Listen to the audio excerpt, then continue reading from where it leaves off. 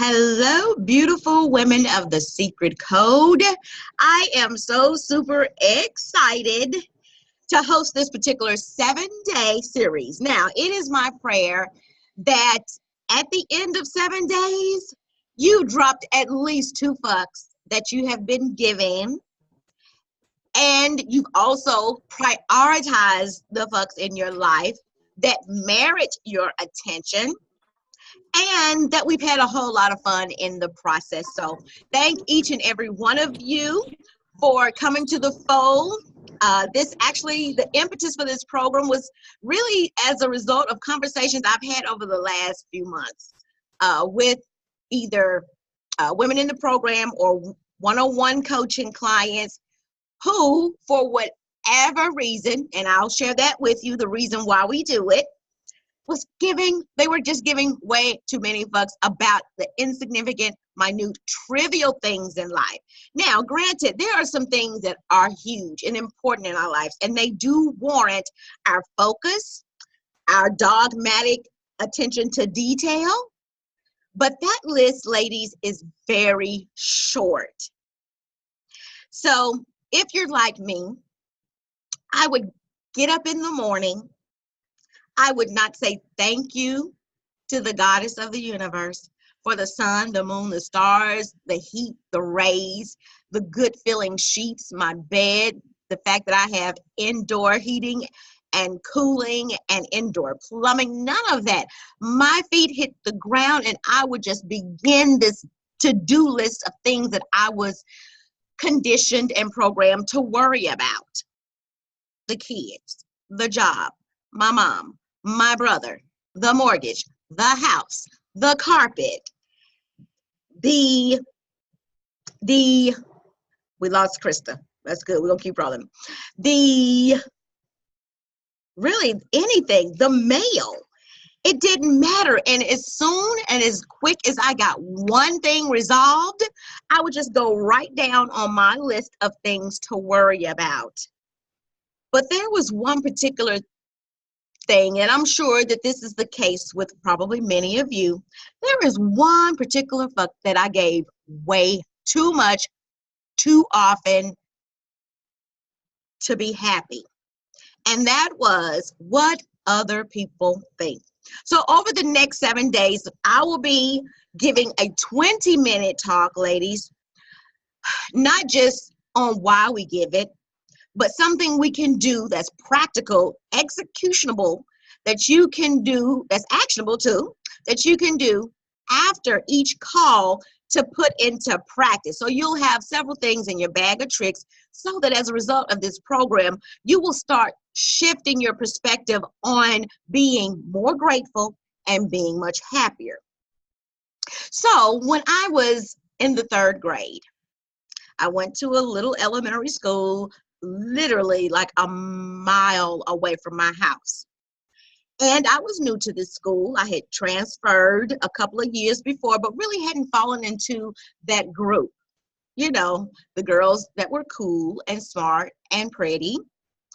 So I latched on to a good friend, and she had a circle of friends. Well, I loved music. You've heard me all say that I've been taking piano lessons, or have been playing the piano rather, since I was 5 years old. So I loved music. And one particular day, our music teacher asked me to try out for our musical, our fall musical. Now, I thought that was pretty cool. Now, was I nervous? Yes. This was my first acting gig, my first performance. And so I wasn't necessarily jumping up and down, but I was intrigued. I was excited about it. She asked me to audition. There were other kids that auditioned for it, but I got the part of Tiny Tim. Now, if you've ever seen me in real life, not virtual life, you will know why this title, why this character was so appropriate. I'm 4'9" now.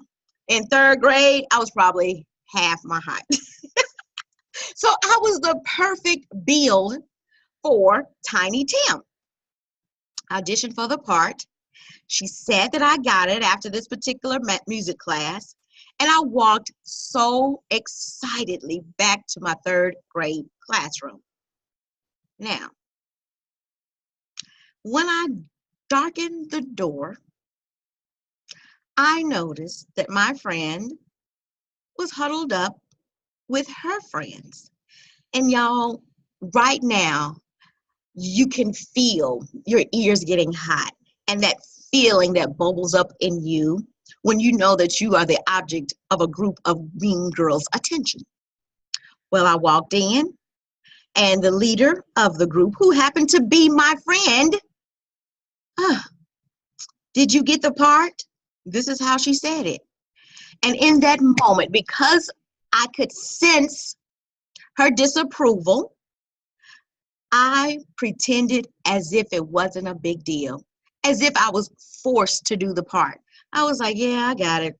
She want me to do it, but I'm like, shh, whatever. Y'all, that incident began a trail, a thread of similar incidents where I could not stand in my own authority. Hell, it took me to 40 years old before I could make a declarative statement on my own. But I was that short girl who got picked on, who was always looking and seeking other people's acceptance and approval. And now that I look back, I can say I've grown from that experience. But how many of us, based on situations like that, began to start giving a fuck what people thought and their opinions? Well, I will tell you one reason why it's not important, and that is useless. Already 21 minutes. The reason that it is useless, ladies, is this. We would not care how much people or what they thought about us if we really knew how much they didn't. The reason that it's useless to care about what other people think about us, what their opinion is of us is that generally people are just as self-conscious about themselves as you are. So where you think, oh, somebody's thinking, what will I do if I wear this or say this or show up in this way or act in this fashion? Ladies, let me tell you, we're doing it to ourselves, because most people could give less than a crap about what you're doing because they are so consumed about how they are being perceived. It's natural for us to seek approval of other people. That just goes for par. But it doesn't matter because most people are too self-conscious to judge you. That is a fact. People are more concerned about their perception. And so the times that you spend all those minutes in your closet trying to figure out what to wear, or times when I've sat in the mirror and tried to make sure that I had symmetrical eyebrows, was time I could have invested being happy and not giving a fuck. So your assignment for this particular lesson, the first lesson, is just to be conscious. That's a simple activity, and it's something I know you can do. It is the foundation of not giving a fuck. Be conscious of when you're doing it. Be conscious of when you're trying to seek someone's approval, or when you have a great idea, you want to say something, you want to share something, you want to post something, and that little girl in the third grade stops you in your head, these 6 inches, and she says, don't do that.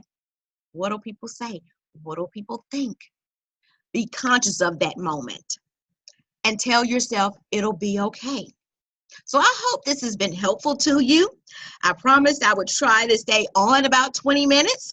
So with that, ladies, you know I love you to life, and I want you to come back tomorrow where we talk about actually another powerful exercise that you can do when you catch yourself giving way too many fucks. I love you to life.